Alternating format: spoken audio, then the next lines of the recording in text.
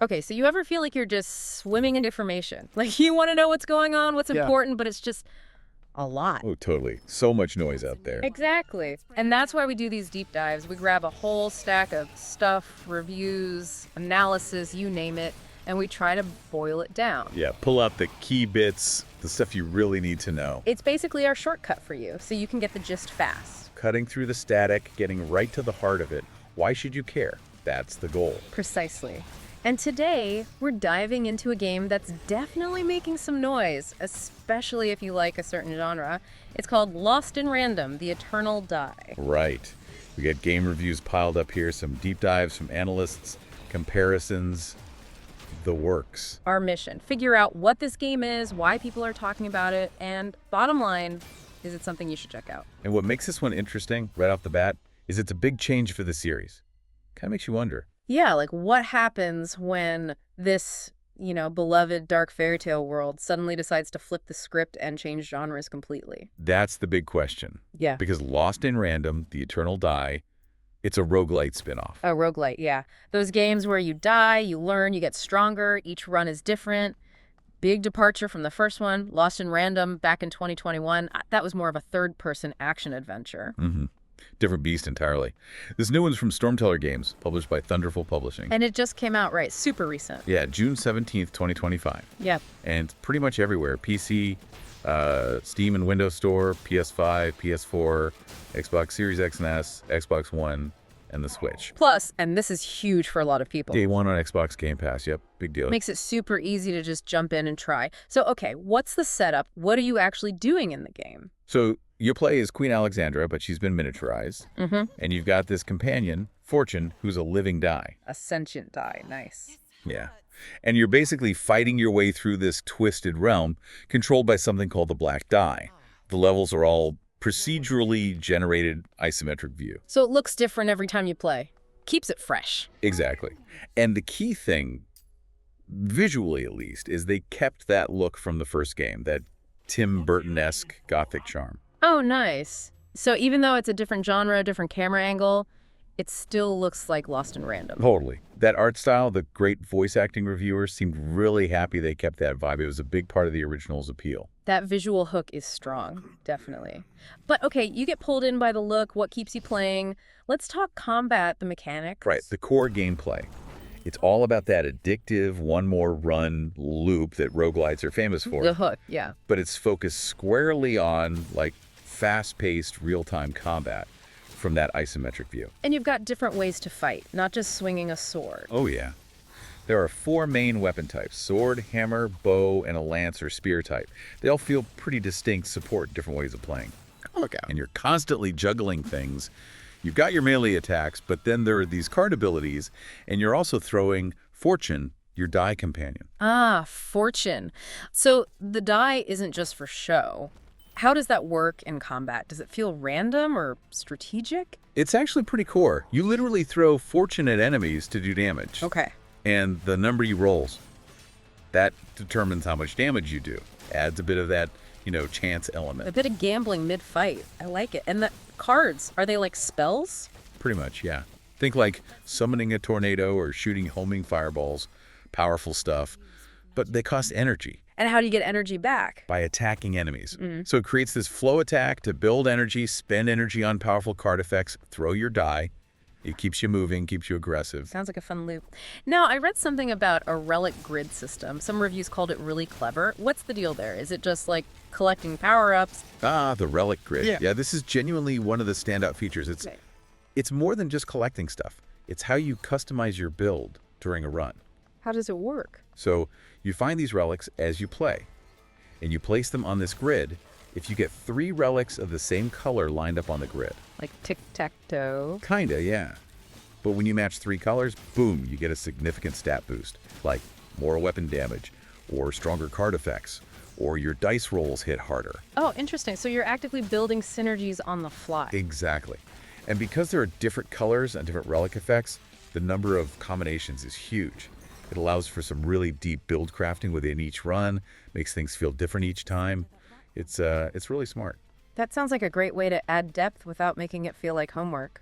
Is it all just fighting, though? Or is there anything else mixed in? There's a bit of variety. They have these mini game rooms, sort of like a board game, almost Candyland-esque, Huh, okay. where you can sort of gamble for rewards. Adds a nice little break from the constant combat. And like any good roguelite, dying isn't the absolute end, right? There's got to be permanent progression. Oh yeah, definitely. When you die, you go back to this hub world called the Sanctuary, and it evolves over time. Okay. And there, you spend currency you earned on your runs to unlock permanent upgrades. They're called blessings. Like what? More health, hit harder. Yep. More HP, more attack damage, maybe even a chance to revive yourself once per run. You can also upgrade your weapons permanently there. So even when you fail a run, you're still making progress for the next one. Exactly. It takes the sting out of dying, makes every run feel worthwhile. Plus, the Sanctuary has these fully voiced characters you can talk to, get quests, learn a bit more about the world. Adds a nice touch. Okay, so the mechanics sound solid, progression seems good, but how does it actually run? Performance can make or break these fast-paced games. What did the reviews say about optimization? Generally, pretty good news on that front. The consensus seems to be that it's well optimized across the board. Smooth experience seems common. That's good to hear. What about portable? Isometric action games can be great on the go. How's the Steam Deck performance? Heard good things. Yeah, the Steam Deck seems to be like a star platform for this game. Reviews mentioned it running near perfectly. Oh, really? Like what kind of numbers? Some were hitting up to 90 FPS on high settings. Good battery life, stable, responsive controls, even locking it to 60 FPS. The power draw was apparently pretty low, like 10, 12 watts. So yeah, really solid for handheld. Wow, that's impressive.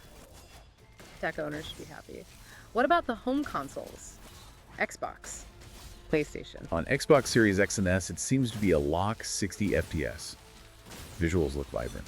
Some mentioned the screen can get a little cluttered when things get really crazy in combat, but performance holds. Okay, minor visual clutter. Understandable. And it's at a small file size, supports Xbox Play Anywhere, which is nice. On PS5, you get options. There's a quality mode, native 4K at 30 FPS, or performance mode at 60 FPS.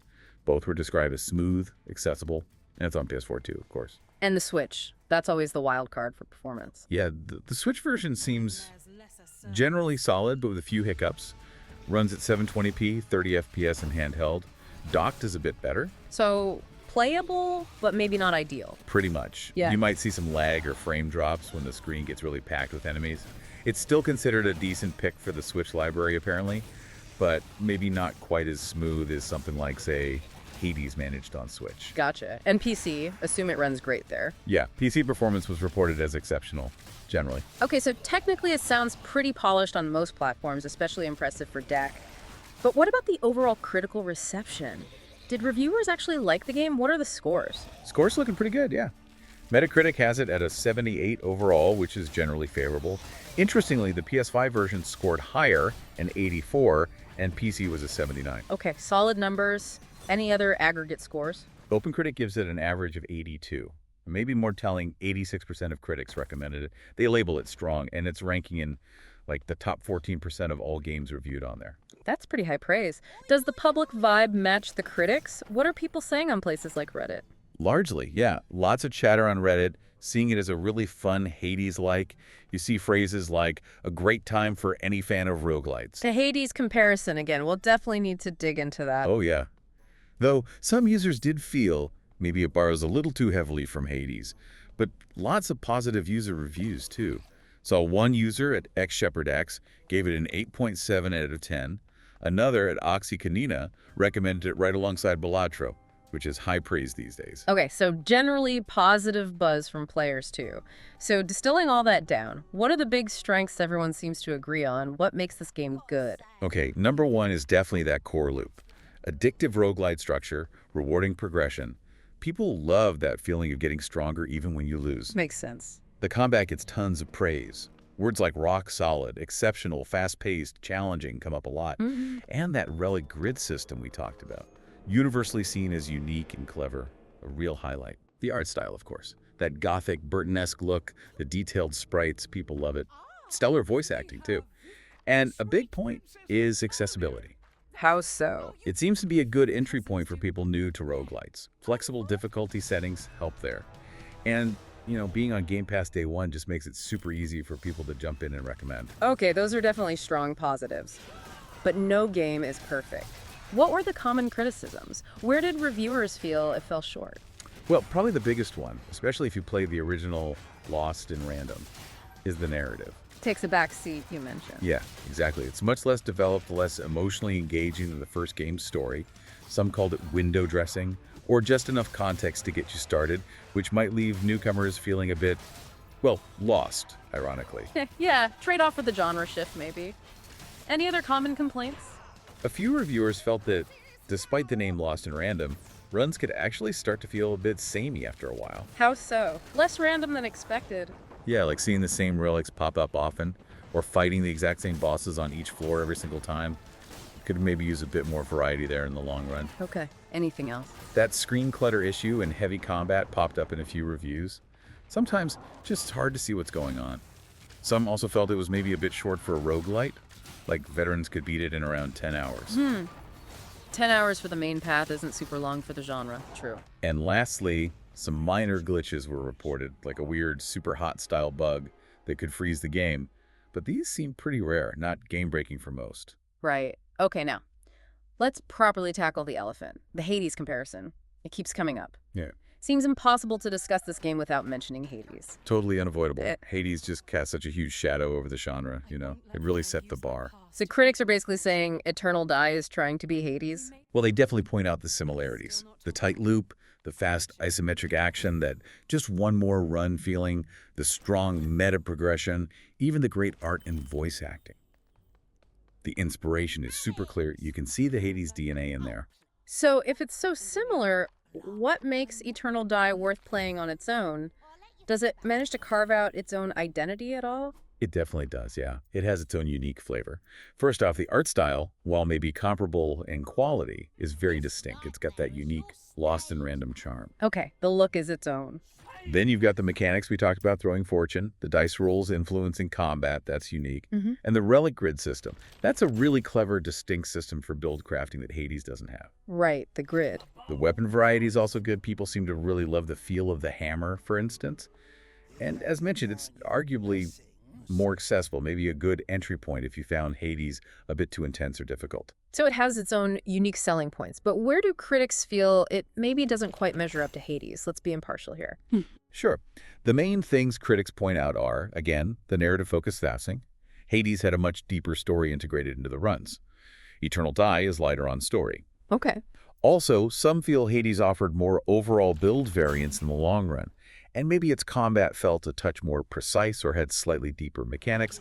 Hades just really nailed those aspects at an incredibly high level. So, great game, but maybe not quite reaching the absolute peak that Hades set in certain areas. Makes sense. Any other games it gets compared to, just for context? Sometimes Curse of the Dead Gods comes up, mainly for the similar real-time isometric combat feel. But visually, Eternal Die's whimsical dark fantasy setting makes it look quite different from the game's grittier style. Got it. Okay, decision time.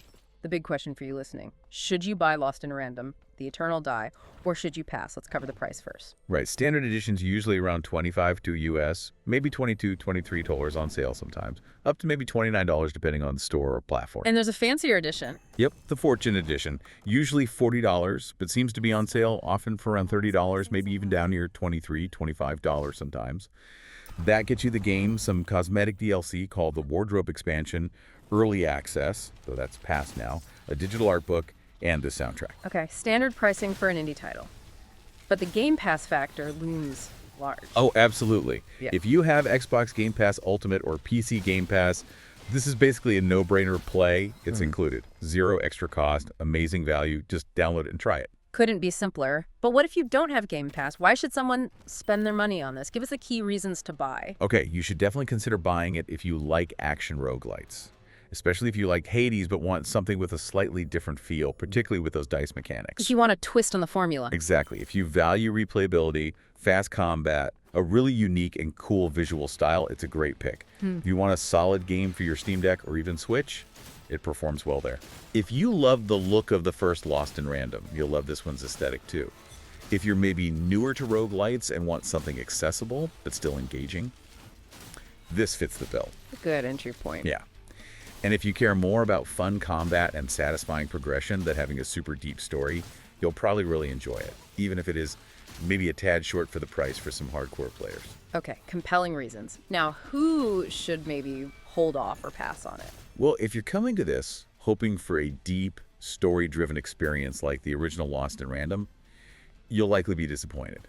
The narrative really isn't the focus here. Manage expectations on story. Definitely. Also, if you're a hardcore roguelite veteran, looking for extreme complexity or brutal difficulty, this might feel a bit straightforward compared to, say, the toughest games in the genre. Maybe lacks that ultimate long-term build variety some crave. If you're really bothered by occasional screen clutter and chaotic fights, that could be an annoyance.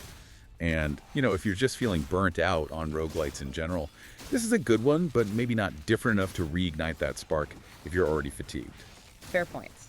So wrapping it all up, what's the final word from this deep dive on Lost in Random, The Eternal Die? Bottom line, Lost in Random, The Eternal Die is a really well-made, genuinely fun, and visually striking roguelite. It cleverly brings the charm of the original game into this new genre. Yeah, it seems like they pulled off the transition pretty well. They did. The combat's engaging, the progression feels good, that relic grid is smart. It's a worthwhile experience, especially if you dig the art style or want a roguelite that's maybe a bit more approachable than some of the Titans. And at its price, particularly if you're grabbing it on Game Pass, it seems like a really solid addition to your game library. Definitely worth checking out for some dice-fueled fun. So there you have it, our deep dive into Lost in Random, The Eternal Die. We've sifted through the reviews, the analysis, looked at the mechanics, the performance, the reception, hopefully giving you a solid understanding without you needing to read everything yourself. Yep, the shortcut through the noise. But remember, this is just the starting point. The real fun is you taking this info and, seeing for yourself. Absolutely. And speaking of seeing for yourself, here's something to think about after we wrap up. You're playing as this tiny queen fighting inside a malevolent die with another die as your only friend. Quite the setup. Right. So what does that whole concept maybe suggest about, embracing chance? Or how small things like a roll of a die can maybe fight back against huge chaos? Or maybe even about facing your own inner darkness represented by the black die? Definitely something to chew on. Something to ponder. Until next time.